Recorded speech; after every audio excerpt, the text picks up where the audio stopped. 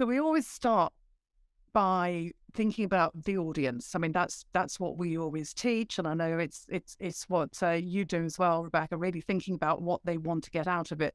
But have you got any tips that you can share? So how do you know what your audience want before you start presenting?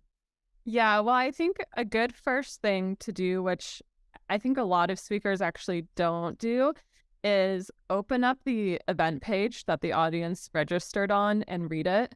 So, what is that marketing team? What are they promising the audience? What are they going to get out of the day? Is it an inspirational day? Are they going to learn how to do something? So, and just understanding what was promised to the audience is a really good first step. So, look at that registration page, look at the invite email that was sent out to the audience so you know their expectations.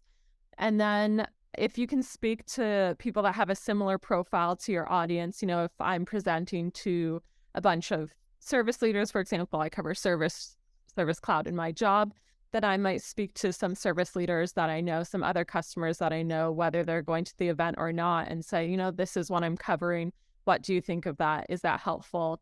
So sharing that information and trying to gauge that interest with people that that have a profile similar to your audience. And then I think the last thing is making sure that your abstract and your title for your session accurately describes your session. Again, if you say you're going to do one thing, that's what the audience expects. And then if your presentation doesn't match that, then they're disappointed. So, understand what's been promised to them. Be really careful and deliberate with your title and abstract so that you're telling them what they expect. And I think setting those expectations up front is really important, especially at a conference. Like I said, there's multiple different sessions. So they chose to be in your session. They want to hear the information that you said would be provided in the abstract. So if you're cautious with those things, then it's really easy to then tailor your session to the audience because you've set yourself up for success. So I think those are some little things that people don't necessarily think about. It's not just about what's crafting in your content, it's the title and abstract as well. Those things are really important for determining who your audience is and making sure that you can deliver what they expect.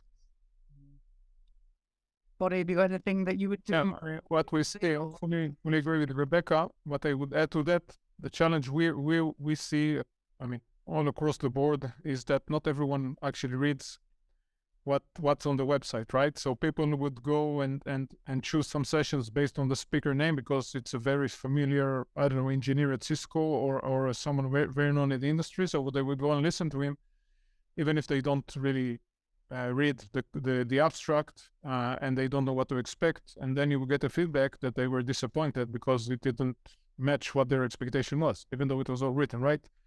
But I still think it's important, to make sure you have a strong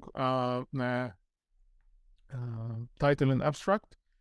What we can do on top of that is ask the organizers to share with you the list of those who already enrolled into your session. Actually, like we got yesterday, the people who registered for this session. Unfortunately, I didn't have the time to look you up on LinkedIn and see where you all coming from other than see your company names, so we can get some idea. But that's, if you're serious and you have the time, I think it's worth doing that. And also maybe try to connect even pre-event, if possible, depending on the organization. If they open like all kinds of chat spaces per session, like we do at Cisco Live, you could actually start communicating with your audience, with your participant before the event and see what they're expecting to hear and even, tailor your presentation accordingly to a certain extent. Yeah, absolutely. You can stalk them. They don't know. And if you're able to send a survey out beforehand, again, I think it depends on the size of your event, but if you can send out a survey, we do that for some of our smaller events to say, like, what do you want to get of this session? Prioritize these things. So that's all really helpful, depending on if it's, a 50-person event or a 10,000-person conference. It sort of depends if you can do it or not. Yeah, I agree. I was working with a team recently, and they were going to do a team presentation for an event soon. And they realized during our rehearsal that they had no interest at all, and they really didn't like one of the things that they promised to deliver. So we realized then that they had to go back to the organizers and get that changed, because it wasn't something that they had planned. It didn't match the talk that they were giving. And it really wasn't something they felt passionately about. So it is important to make sure that that what you're promising, wherever it is, whether it's within an app or whether it's being sent out in advance, that it does match the session that you're giving. Otherwise, people feel very disappointed. Absolutely.